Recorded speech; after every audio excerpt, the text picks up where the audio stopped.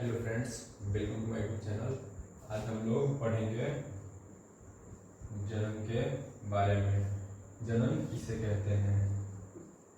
तो जन्म, कोई भी जीव अपने जैसे संतान उत्पन्न करता है उसे हम लोग जन्म कहते हैं। कोई भी जीव अपने जैसे संतान उत्पन्न करता है उसे हम लोग जन्म कहते हैं। कोई भी जीव अपने जैसा संतान उत्पन्न करता है वह प्रक्रिया जन्म कहलाती है।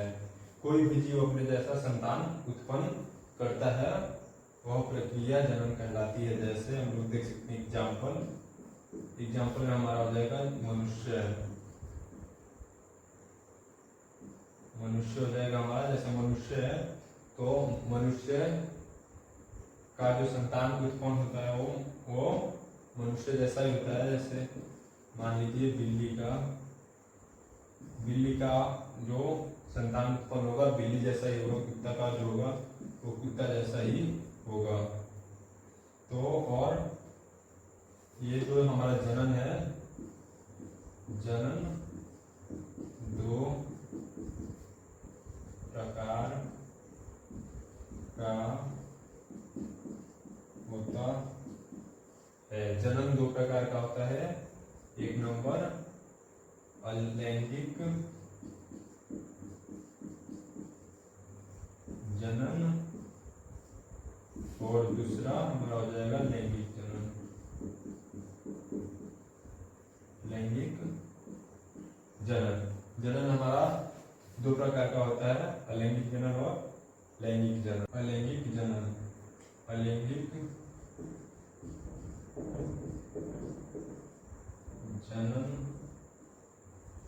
के प्रक्रिया में केवल एक जनन जीव की आवश्यकता होती है। अलैंगिक जनन के प्रक्रिया में केवल एक जनन जीव की आवश्यकता होती है तथा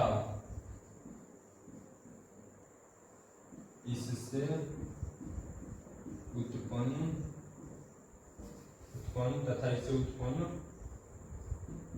संतति अनुवांशिकी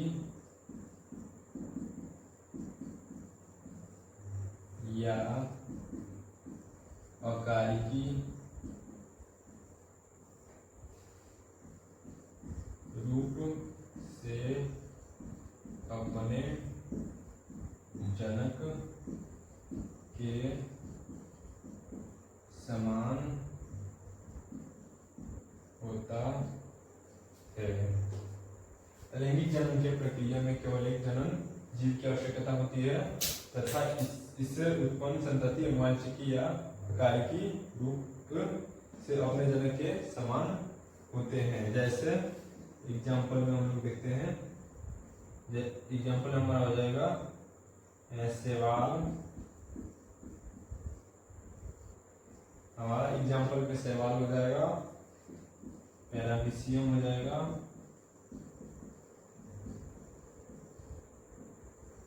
अमीबा, जीवाणु एंड इडिसन। अलैंगिक जनन के गुण वाली एक नंबर हम लोग देखते हैं जनन के गुण क्या है। तो अलैंगिक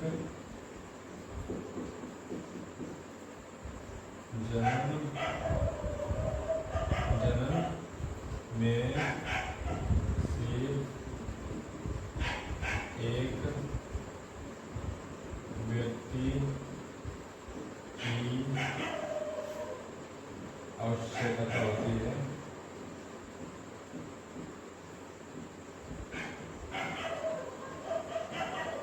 हमारा लैंगिक जनन में सिर्फ एक व्यक्ति की आवश्यकता होती है और 2 नंबर है हमारा अलैंगिक जनन में जनन निश्चित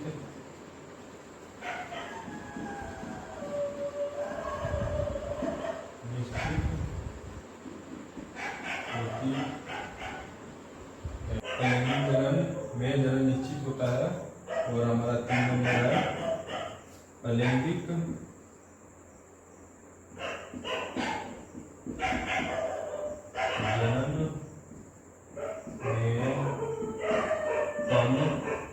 कम समय में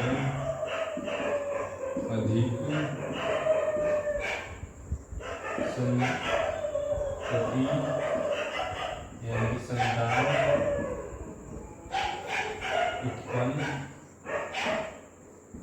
होती है।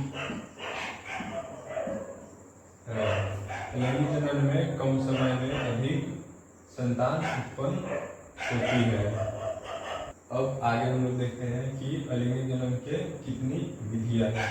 तो चलिए देखते हैं आगे अलैंगिक जनन की विधियां। अलैंगिक जनन की विधियां 6 होती है। विखंडन, मुकुलन, बीजाणु जनन, कलिका निर्माण, खंडीभवन और पुनरुत्भवन। अब इसको हम लोग पारी पारी से पढ़ेंगे कि विखंडन के बारे में और मुकुलन के बारे में, बीजाणु जनन के बारे में, कलिका निर्माण के बारे में, खंडीभवन और पुनरुत्भवन के बारे में मैं आप सबको बताऊंगा। इससे पहले मैं आप सबको लैंगिक जनन के बारे में थोड़ा बता देता हूँ। उसके बाद मैं इसके बारे में आप सबको बताऊंगा। आप सब अगले वीडियो में इन सबको देख लीजिएगा। लैंगिक जनन। लैंगिक जनन प्रजनन की वह क्रिया जिसमें 2 युग्मकों के मिलने से बनी रचना युग्मज द्वारा नए जीव की उत्पत्ति होती है, लैंगिक जनन कहलाती है। जैसे हमारा हो जाएगा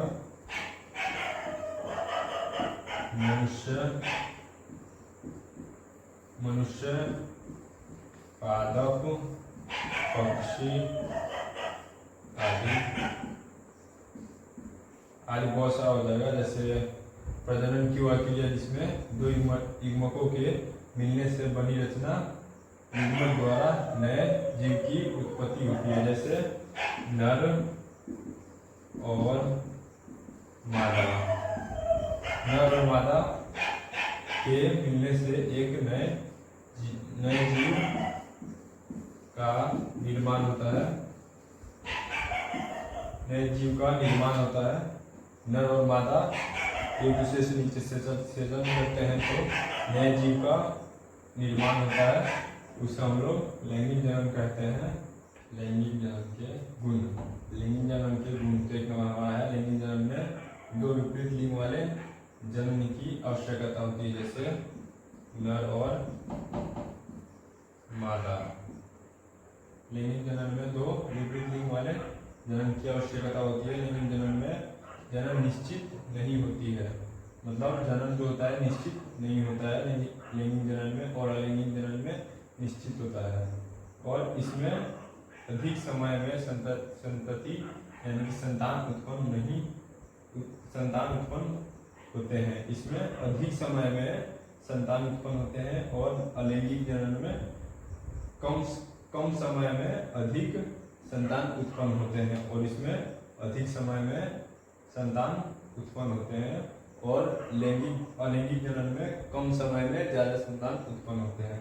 अगर आप सबको वीडियो अच्छा लगा हो तो please like share and subscribe कर दीजिएगा।